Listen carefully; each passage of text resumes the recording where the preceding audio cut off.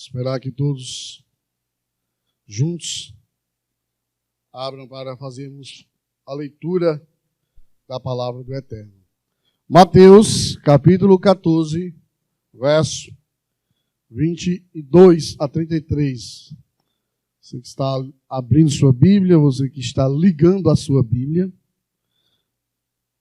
Diz assim as Sagradas Escrituras: logo a seguir, compeliu Jesus os seus discípulos a embarcar e passar diante dele para o outro lado, enquanto ele despedia as multidões. E despedidas as multidões, subiu ao monte, a fim de orar sozinho. Em caindo a tarde, lá estava ele só. Entretanto, o barco já estava longe, a muitos estádios da terra, açoitado pelas ondas, porque o vento lhe era contrário. Na quarta vigília da noite, foi Jesus ter com eles, andando por sobre o mar. E os discípulos, ao verem andando sobre as águas, ficaram aterrados e exclamaram: é um fantasma! E tomados de medo, gritaram. Mas Jesus imediatamente lhes disse: tende bom ânimo, sou eu, não temais. Respondeu-lhe Pedro e disse: se és tu, Senhor, manda-me ter contigo por sobre as águas. E ele disse: vem. E Pedro, descendo do barco, andou por sobre as águas e foi ter com Jesus. Reparando, porém, na força do vento, teve medo e começou a submergir e gritou: salva-me, Senhor. E prontamente Jesus, estendendo a mão, tomou e lhe disse: homem de pequena fé, por que duvidaste? Subindo ambos para o barco, cessou o vento, e os que estavam no barco o adoraram, dizendo: verdadeiramente és filho de Deus. Amém. Queridos, a vida não se desenrola numa estufa espiritual, nem numa colônia de férias. As tempestades chegam, e chegam para todos. Elas são inevitáveis, alcançam ricos e pobres, doutores e analfabetos, crentes e descrentes. Elas são imprevisíveis, porque chegam sem aviso prévio. Elas são pedagógicas, sempre nos ensinam a lição.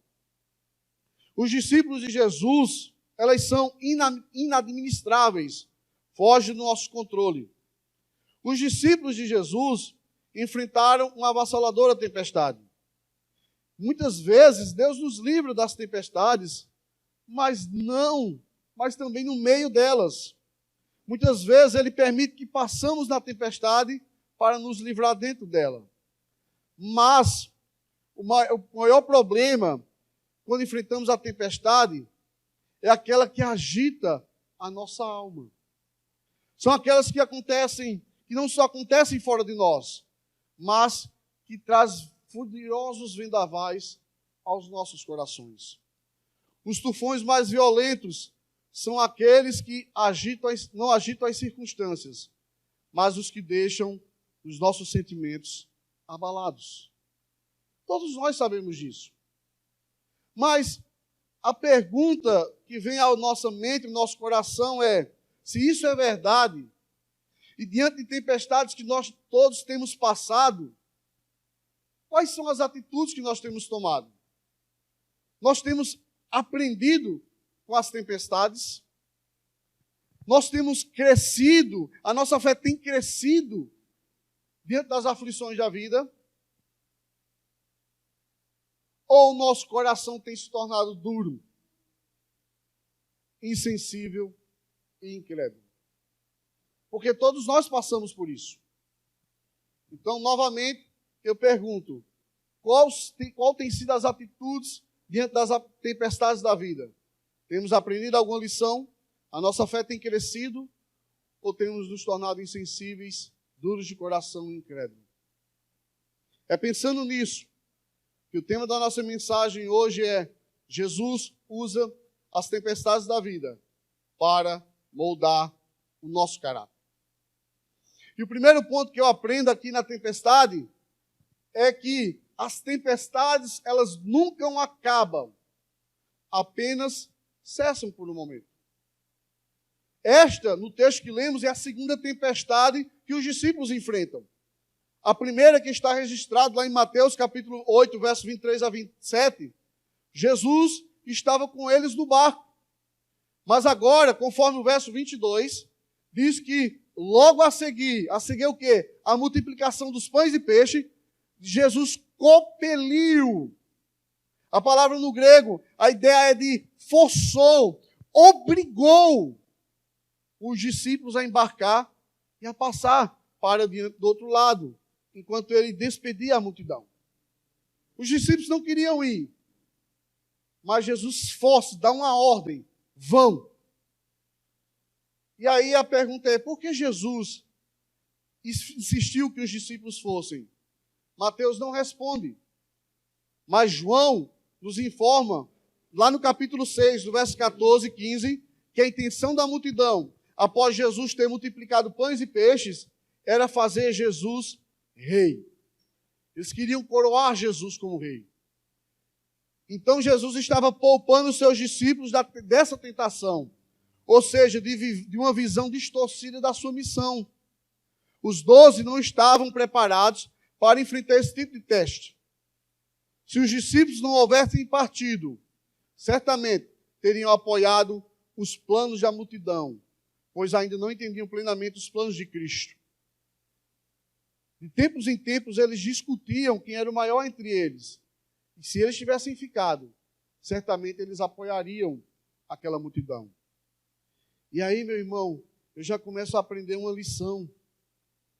Que eu e você não deve ficar perturbado ou preocupado quando o Senhor estiver fechando portas e estiver nos direcionando para outros lugares. Porque os discípulos estariam mais seguros no meio da tempestade, dentro da vontade de Deus, do que em terras de multidões, fora da vontade divina. Ou seja, não devemos jamais julgar nossa segurança apenas com base na circunstância. Ou seja, não é o lugar que você está que vai lhe dar segurança, que vai lhe dar estrutura. É se você está dentro da vontade de Deus. Não é aquele emprego, não é aquela casa, não é aquela viagem, não é aquela promoção que vai lhe dar segurança. Mas a questão é se você está na vontade de Deus. A questão não é se você está no oásis ou no deserto, é se Deus está com você no oásis ou no deserto. Vai para o mar. É melhor você estar lá e enfrentar uma tribulação do que ficar e sofrer a tentação. Se você está passando lutas, se acalme. Porque se você estiver fazendo a vontade de Deus, Ele está no controle de todas as coisas. Porque essa vem a segunda lição. Se as tempestades não acabam, elas apenas cessam, então quem tem nos conduzido para elas? No verso 23 e 24 aqui, a Bíblia diz que foram Jesus, como nós lemos, que obrigou os discípulos a irem. O verso 24 diz que eles já tinham remado alguns estados. João vai dizer mais ou menos 25, equivalia a 7 a 9 quilômetros de mar, de lago. E eles estavam ali sendo o quê? Açoitados pelo vento. E aí a gente começa a perceber como entender isso. Lógico, Jesus mandou eles, estavam fazendo a vontade de Deus. Mas como entender isso? Por que Deus permite que sejamos apanhados de surpresa por situações adversas? Por que Deus nos empurra para as crises, irmão Toninho? Por que somos sacudidos por vendavais maiores que as nossas forças? Por que acidentes acontecem conosco? Ao lermos a Bíblia, irmãos, descobrimos que há dois tipos de tempestade. As que vêm para a correção, quando Deus nos disciplina, e as que vêm para o aperfeiçoamento, quando Deus nos ajuda a crescer. Jonas, amados, enfrentou uma tempestade porque havia desobedecido a Deus. e, portanto, precisava ser corrigido. Os discípulos, do texto que nós lemos, enfrentaram a tempestade porque estavam obedecendo a Cristo e precisavam ser trabalhados. E aí vem uma pergunta ao meu coração: as tempestades que eu estou passando, as que você está passando hoje, as lutas, você está nela por obediência ou por desobediência? Jonas sofreu uma tempestade porque não queria fazer a vontade de Deus. E Hebreus diz que Deus disciplina todo filho. E aquele que não é disciplinado, ele é bastardo. Então a luta que você está passando é porque você está obedecendo a Deus? Ou é desobediência a Deus? Porque a tempestade vem, nós falamos no começo. Quem tem conduzido você a essa tempestade? É Cristo ou são suas atitudes? Jonas estava fugindo. E Deus teve que lançar Jonas do fundo do mar. Veja, amados, que desobedecer a Deus é perigoso. Porque a Bíblia diz que Deus manda Jonas ir para Nínive, ele vai, e a Bíblia diz que ele desce para Tarso. De Tarso ele desce para o porto. Do porto ele desce para um barco. Ela vai usando essa expressão. E do barco ele desce para o fundo do mar e ali para o ventre de uma baleia.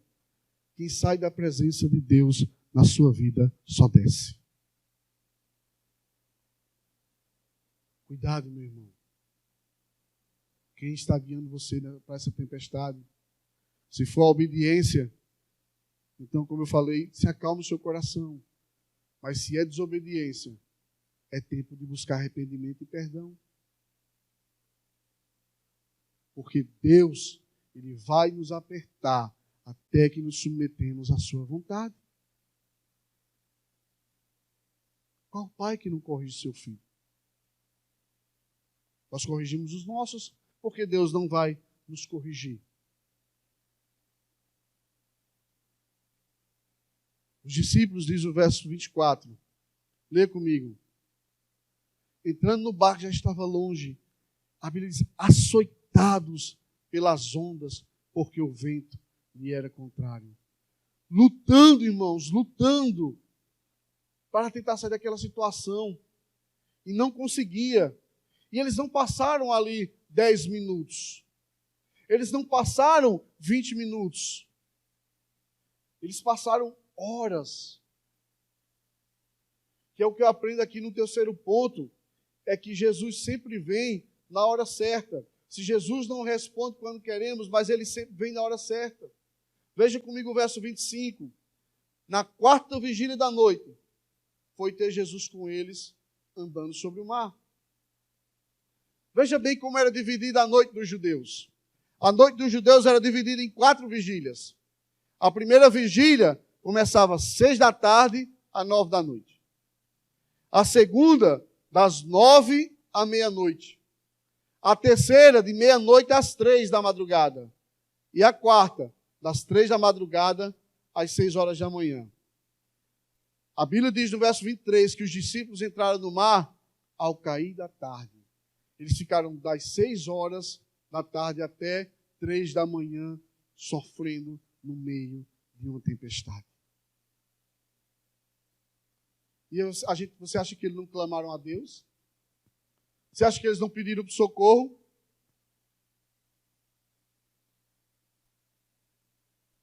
E a gente fica às vezes pensando, irmão, eu e você, por que Jesus demora a responder as nossas orações? Você já pensou nisso?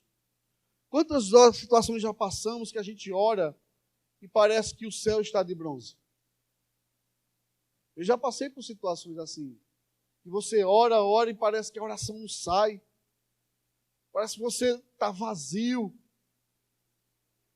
E isso é preocupante, porque se a gente não tiver cuidado, podemos ser tomados pelos nossos sentimentos e levar a nos decepcionar com Deus. Quando Deus não decepciona ninguém. Você lembra da família de Lázaro em Betânia? Quando Lázaro ficou enfermo? Maria e Marta mandam um recado para Jesus. E Marta diz assim: está enfermo aquele a quem amas. Ela não diz, olha, Lázaro, teu amigo, conhecido teu, aquele que não. Jesus, aquele a quem tu amas. Por que ela usa essa expressão, aquele que tu amas? Porque quem ama tem pressa em socorrer a pessoa amada. Quem ama, importa-se com o objeto do seu amor. Por isso que elas usam essa expressão. Elas sabiam que Jesus amava elas. E amava a Lázaro. As amava, né?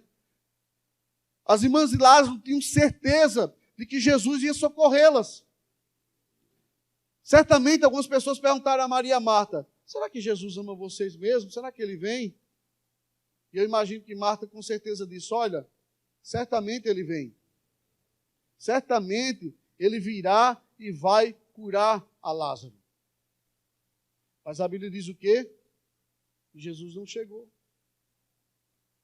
O tempo passou, Lázaro foi piorando, e o que aconteceu? 4 dias se passaram, depois que Lázaro morreu e estava sepultado.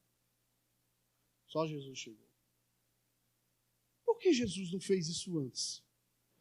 Por que ele não mandou uma palavra? Ele não fez isso com o servo centurião? Por que Jesus não foi rápido? Por que ele não restaurou? Por que ele não livrou o seu parente da morte? Por que ele não livrou você de perder aquele emprego, do filho que morreu? Ou de alguma circunstância dolorosa que talvez deixou traumas na sua vida? Será que Jesus não se importa conosco? Será que Jesus não vê a situação que passamos?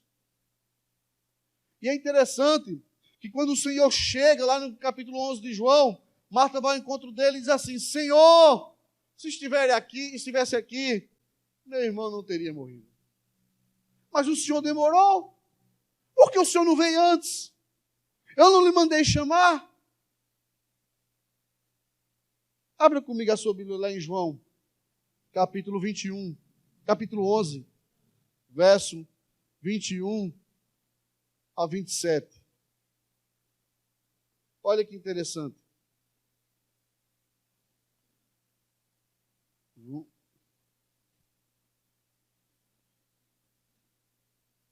Lembre-se, Jesus sempre chega na hora exata. Disse Marta, pois, ao Jesus, se o Senhor estivesse aqui, ele não teria morrido. Mas sei, olha o que Marta diz. Marta estava frustrada, irmãos. Estava magoada com Jesus. Mas também sei que mesmo agora, tudo quanto pedires a Deus, Deus te concederá. Declarou Jesus, teu irmão há de ressurgir. Qual a resposta de Marta? Eu sei, replicou ela, que ele há de surgir na ressurreição do último dia. Disse-lhe Jesus, eu sou a ressurreição e a vida. Quem crê em mim, ainda que esteja morto, viverá. E todo o que vive e crê em mim, não morrerá eternamente. Aí o que Jesus pergunta a Marta? Crês isto? Você crê que eu sou a ressurreição e a vida, que eu tenho o poder de ressuscitar? Sim, Senhor, respondeu ela. Eu creio que tu és o Cristo, o Filho de Deus que devia vir ao mundo. Jesus não perguntou se ela achava que ele era o Cristo. Jesus perguntou se ela cria. Por quê, irmão? Porque muitas vezes o nosso coração, quando não alcança aquilo que almejamos, quando oramos e não somos respondidos, se não tivermos cuidado, poderemos ficar ressentidos e magoados. E deixar de acreditar em Deus. Por quê? Porque nos frustramos. Porque aconteceu coisas que nós não queríamos que acontecesse. Por isso que a gente sempre, o Senhor nos ensinou a oração. Senhor, se for da tua vontade. Porque eu e você temos tendência de orar e pedir só coisas a Deus e esperar sempre sim de Deus. Mas lembre-se, Deus é um Deus que também dá não.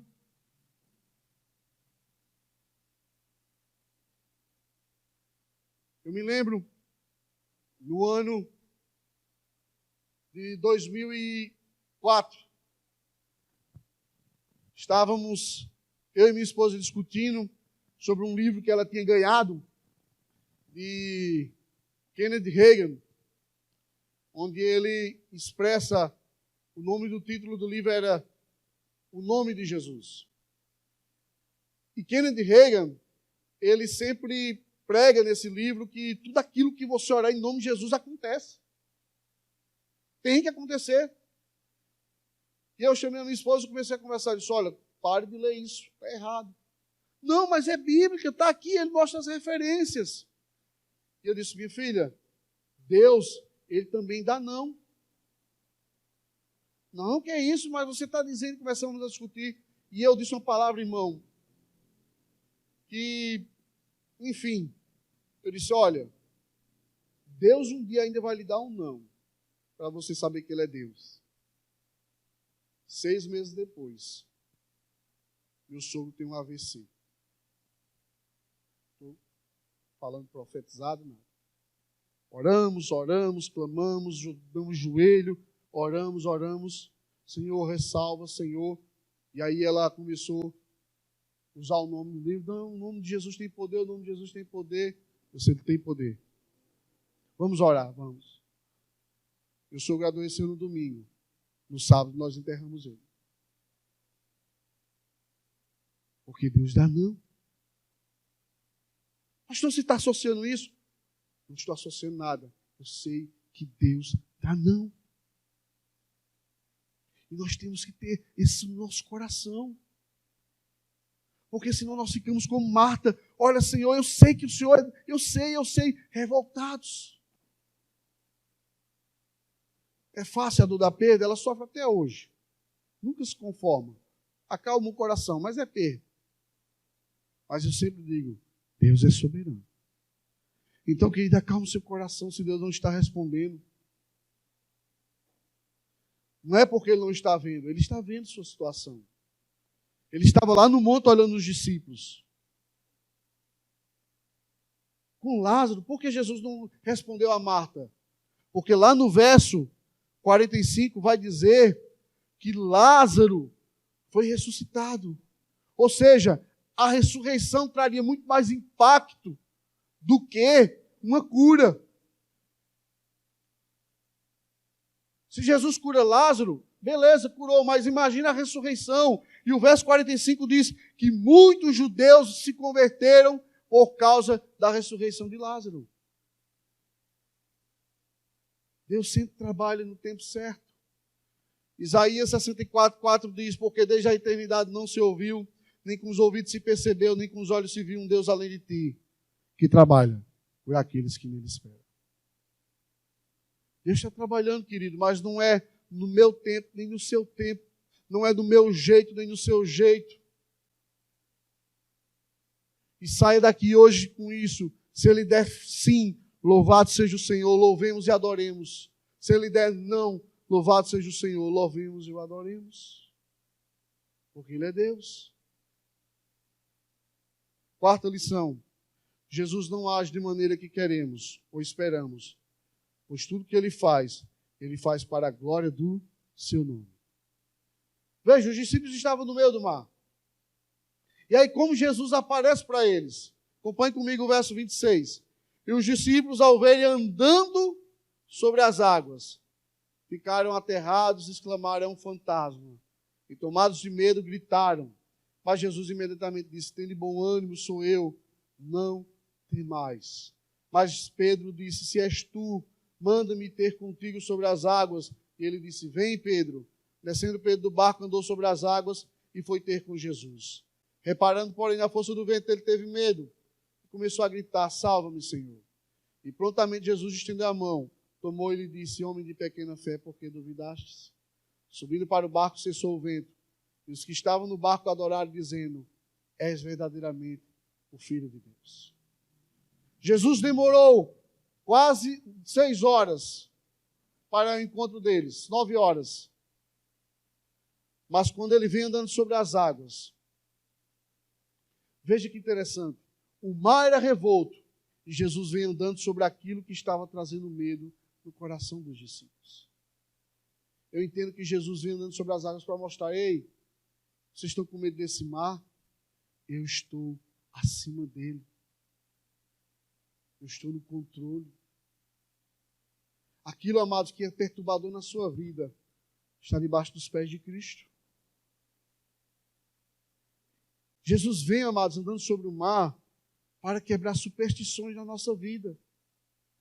Porque é interessante, se você prestou atenção, e eu fiquei lendo esse texto e fui dar uma pesquisada, quando eles veem Jesus, eles gritam, é um fantasma.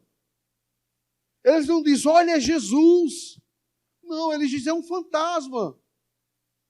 E o reverendo Hernandes Dias Lopes, ele disse que os discípulos estavam achando que os espíritos da noite vinham trazer desgraça na vida deles. E aí Jesus vem quebrar as superstições da vida deles. Jesus anda sobre as águas, irmão, e vem ao nosso encontro, porque muitos de nós estamos dentro da igreja, ainda somos pessoas supersticiosas. Quantos crentes que, vez por outra, estão consultando horóscopo? Tem medo da sexta-feira 13. Vê um gato preto, desvia. Aí não é superstição, é racismo, só porque o gato é preto. Ah, não vou passar por debaixo de uma escada. Irmão, se tiver gente trabalhando, não passe, mas se quebrar um espelho, 7 anos de azar. Irmão, pare de ser supersticioso. E eu encontro dentro da igreja pessoas assim. E sabe qual é a delas mais? Nossa, fulano disse uma palavra tão forte, pesada contra mim. Ah, minha mãe falou uma palavra de maldição. Meu irmão, não existe maldição na vida daquele que está em Cristo. Romanos 8:1, nenhuma condenação há para quem está em Cristo. Para de ser supersticioso. Eu vou olhar o que a Bíblia diz para mim hoje. Aí é isso. Os discípulos estavam com superstições. Não, confie em Deus. Jesus vem para acalmar a tempestade na nossa alma. Veja só, irmãos. A palavra de Jesus não foi ao vento. Acompanhe comigo. Quando Jesus chega para eles diante deles, Jesus diz o quê? Não temas. Jesus, antes de dizer, olha, acalma-te, mar, aquieta-te.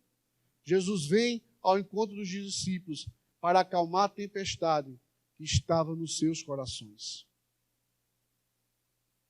Jesus destruiu a tempestade que estava dentro deles, que era maior do que estava fora. Por quê, irmão? Porque as tempestades da alma são avassaladoras. As tempestades da nossa alma deixam cicatrizes profundas. É fácil, às vezes, lidar com as tempestades internas, mas quando é aqui dentro do nosso coração, e se nos angustiamos por causa de uma traição ou de uma decepção, e às vezes estamos prontos quase a perder a fé. Talvez Jesus não acalmou a tempestade da sua vida hoje, não é que ele não tenha poder, mas é porque primeiro ele quer sarar a sua vida, para que você entenda que ele é Deus, e você aprenda que ele está no controle. Nosso coração precisa ser sarado. Muitas vezes nós nos tornamos Marta, muitas vezes nos tornamos como os discípulos que estão ali olhando para apavorados e não confiando no Senhor. Porque pense comigo, Jesus foi quem mandou eles entrar no barco. Jesus já tinha curado eles, várias curas, Jesus já tinha acalmado a tempestade, Jesus já havia multiplicado, eles já sabiam quem era Jesus, mas ainda estavam com o coração aflito. Então, saiba, meu irmão, que antes de Jesus acalmar a tempestade lá fora, ele vai acalmar o que está dentro de você. Eu preciso ser sarado em algumas áreas da minha vida.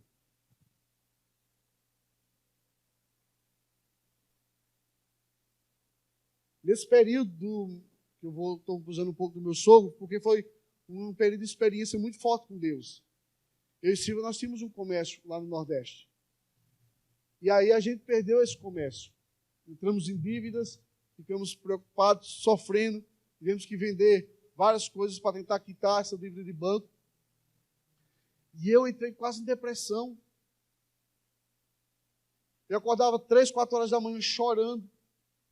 Meu Deus, eu devo hoje mais do que ontem. E aí Deus mandou um pastor na minha casa, irmão. Um homem que viajou mais de 300 quilômetros. E pela providência de Deus, ele se encontrou comigo, foi lá para casa, a gente conversou. E aí ele me deu uma palavra de ânimo. Ele olhou para mim e disse assim, eu contei, né, que eu estava passando, chorei, perdendo as coisas, sofrendo sem dormir. Aí ele olhou para mim com amor e disse assim, tenha vergonha na sua cara. Aí eu olhei para ele assim, quis dar um burro nele, mas não fiz isso. Ele disse, Deus está trabalhando no seu caráter e você, um bebê chorão. Deixe Deus trabalhar, deixe Deus arrancar o que precisa ser arrancado de você. Irmão, nós somos barro. E o vaso, para ter perfeição, ele tem que ser trabalhado. Jeremias 18 diz que o vaso na mão do oleiro tem que ser trabalhado. Deus, para fazer um vaso bonito, ele vai tirar imperfeições. Então Deus tem que mexer na sua alma.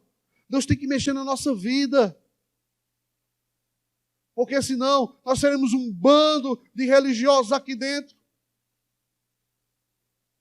Que não comungam da mesma fé, mas vivem de aparência. Quarto, ele vem para despertar, amados, experiências profundas com ele. Jesus vem sobre o mar. E quando ele chega, Pedro diz algo tremendo. Senhor, se és tu, manda-me ir ter convosco. Amados, antes da gente criticar Pedro porque ele afundou, porque geralmente nesse texto a gente só olha para Pedro que afunda, a gente deve louvar e ver a coragem de fé que Pedro teve.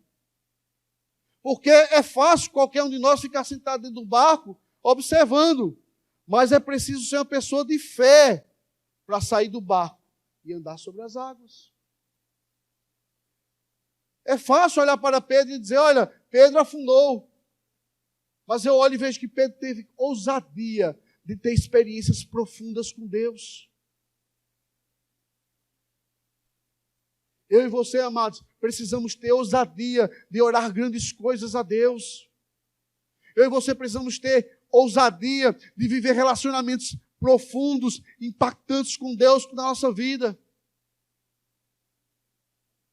Você lembra? Eu já ouvi falar da oração de John Knox? Quando ele orava dizendo, Senhor, dai-me a Escócia ou eu morrerei. Demonstrando seu amor, seu desejo de ganhar aquelas pessoas para Jesus. Ou de John Wesley, quando ele disse, dai-me 100 homens que não temam senão o pecado e que não desejem nada do que a Deus e eu abalarei o mundo. Precisamos ter experiências com Deus, irmãos. Pedro teve essa ousadia. Tem uma história que me impacta muito. No ano de 1940, alguns alunos norte-americanos foram visitar a Inglaterra. E foram na antiga reitoria de Apple, onde a família de John Wesley viveu por muitos anos.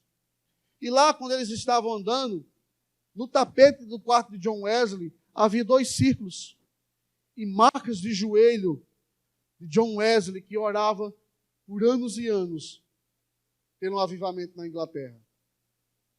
E diz a história que quando esses alunos estavam indo embora, sentiram a falta de um. E quando o professor voltou, encontrou um aluno de joelho, em cima das marcas onde John Wesley orava, e dizia, faz de novo, Senhor, faz de novo. Sabe quem era esse homem? Billy Graham. Um dos maiores evangelistas do nosso tempo. Quais são as suas experiências com Deus? Precisamos parar de querer viver dos testemunhos dos outros. Eu estava assistindo a pregação de um pastor e ele contando que estava em oração com um pastor batista que dizia assim, olha, Senhor, dá-me Belo Horizonte para ti. E eu não estou falando de pentecostalismo, porque John Knox era presbiteriano, Billy Graham batista, John Wesley metodista. O problema, irmão, é que a gente fica tanto falando mal dos pentecostais. Eu vim de lá, mas fica falando de alguns exageros e besteiros que tem lá, que é verdade, que nós nos intimidamos e não queremos orar para Deus fazer grandes coisas na nossa vida. Peça para Deus fazer coisas na sua vida, te usar para impactar essa cidade, para você ser um referencial no seu trabalho, ganhar vidas para Jesus. Precisamos ter desejo de orar, irmão, e dizer, Senhor, faz algo grande na minha vida. Não me deixa ser só mais um sentado nesse banco. Porque não existe crente de banco. Todos têm dons e talentos. Um dia prestaremos conta deles a Deus. Pedro teve essa ousadia, irmãos. Mas ele afundou.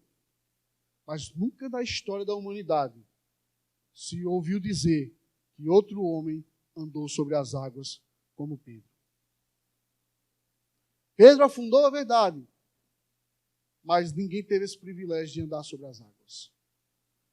Porque a fé, amados, não é crer apesar das evidências, mas sim obedecer apesar das circunstâncias ou das consequências. Toda a ação de Deus na nossa vida, amados, sempre nos levará a saber que Ele é Deus e que o seu nome deve ser glorificado. Quando Jesus vem e deixa essa tempestade a correr, o verso 33, quando ele chega, a Bíblia diz o quê? O vento cessa. Ele nem mandou, ele nem deu ordem, o vento parou imediatamente. E aí o que é que os discípulos fazem? Eis que este é verdadeiramente o Filho de Deus. Deus, quando Ele trabalha na minha e na sua vida, o resultado sempre será para que Ele seja engrandecido e o seu nome seja glorificado. Nunca para você. Embora as bênçãos venham sobre nossa vida, mas o resultado tem que ser para a glória de Deus. Então, se Deus não está talvez abençoando a sua vida em alguma área, ou lhe dando algo que você está pedindo, talvez não vá glorificar o nome dele. Meus irmãos, para finalizar, eu quero concluir com 5 verdades. Primeiro, enquanto vivemos aqui, sempre teremos tempestades. Então, pode se acalmar. Então, faça o seguinte: em vez de murmurar, aprenda quais são as lições que Deus quer para você nessa tempestade. O que Deus quer te ensinar com essa doença. O que Deus quer te ensinar com esse desemprego. O que Deus quer te ensinar com essa tribulação na sua casa. O que Deus quer te ensinar com esses vendavais que você tem passado. E em vez de você ficar murmurando e reclamando, diga: Senhor, o que o Senhor quer que eu faça? Senhor, não é só por quê, mas para quê? E não fique murmurando. Segundo, seja qual for o lugar que você esteja, que ele sempre seja o da vontade de Deus. Por mais difícil que seja, meu irmão, nunca queira estar longe ou fora da vontade de Deus. Não vai dar certo. Ah, pastor, mas está se abrindo uma grande porta. É uma porta maravilhosa que vai mudar a minha história. Meu irmão, nem toda porta que se abre é porta de Deus. Cuidado. Você lembra lá de Abraão e Ló? A Bíblia diz que os pastores de Abraão brigam com o de Ló. E aí Abraão diz: olha, o lugar que nós estamos é pequeno demais. Faz o seguinte, Ló. Se você for para a direita, eu vou para a esquerda. Se você for para a esquerda, eu vou para a direita. E Ló, malandro como era, porque eu digo isso, porque Abraão era o patriarca, era para ele ter deixado Abraão decidir. A Bíblia diz que ele olha as campinas do Jordão e diz: eu vou para lá. Só que o final dava onde? Sodoma e Gomorra. E o resultado da vida de Ló foi: perdeu a sua mulher, que virou estátua de sal, e suas 2 filhas tiveram relações sexuais com ele, dando origem a 2 nações ímpias, Amon e Moabe, que foram tropeços para Israel. Mas foi uma porta que se abriu. Mas não era a porta de Deus. Terceiro, há um ditado que diz: Deus tarda, mas não falha. É mentira. Deus sempre vem na hora certa e no momento certo. Ah, pastor, mas faz 10 anos. Ele vem na hora certa. Seja qual for o momento, queridos, Deus sempre virá na minha e na sua vida no tempo certo. Então se acalme o seu coração. Quarto, viva um relacionamento profundo e íntimo com Deus. Saia daqui hoje, irmãos, disposto a dizer assim: olha, eu vou ser um jovem diferente. Eu vou ser um crente diferente. Eu não vou ser essa pessoa que tem vivido essa mediocridade. Eu vou ser um crente que tem vida com Deus. Eu vou ser um crente de experiência. Quem já morou em sítio sabe que quando você vai, não tem água encanada, você vai para onde? Para o rio lá seco. Nordeste o que tem mais é rio, seco. E a gente tem que tomar banho de quê? De cacimba, cacimbão, não sei como é que chama para cá. E quanto mais você cava dentro do rio, mais vai vertendo água, vai subindo água. Alguns cavavam uma cacimba pequenininha, outros profundo e viravam um grande poço. A questão é até onde você quer ir no limite com Deus, até onde você quer ir em profundidade com Deus. Ore, busque a palavra, leia, jejue, mas busque uma vida de relacionamento íntima e profunda com Deus. E não viva uma vida de mediocridade e religiosidade. Quinto, Deus não divide sua glória com ninguém. Tudo que Ele faz é para que o nome dEle seja glorificado. Lembre disso. Se Ele fizer, Ele é Deus. Se Ele não fizer, Ele é Deus. Mas tudo será para a glória dEle. Então saiba disso, irmão.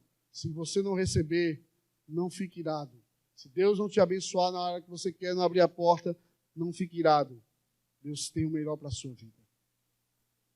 Nem sempre o melhor de Deus é o que nós queremos, mas é o melhor de Deus. Então, glorifique o nome dEle em toda e qualquer situação. Eu sei que não é fácil passar por tribulação, passar por angústia. Eu fico perplexo e tentando entender quando Paulo diz que a nossa leve e momentânea tribulação, leve e momentânea, leve, tribulação é sinônimo de angústia e sofrimento, mas Paulo diz que ela produz um eterno peso de glória. E aí eu vejo ele respondendo essa palavra em Coríntios, lá em Romanos. Porque para mim tenho por certo que as aflições do tempo presente não são para comparar com a glória que em nós há de ser revelada. Acalme o seu coração. Deus está no controle dessa tempestade. Se Ele mandou você passar por isso, passe. Não peça para sair da tempestade. Faça uma oração que São Francisco de Assis fez e eu me baseio nela. Senhor, dá-me forças para suportar aquilo que eu não posso mudar.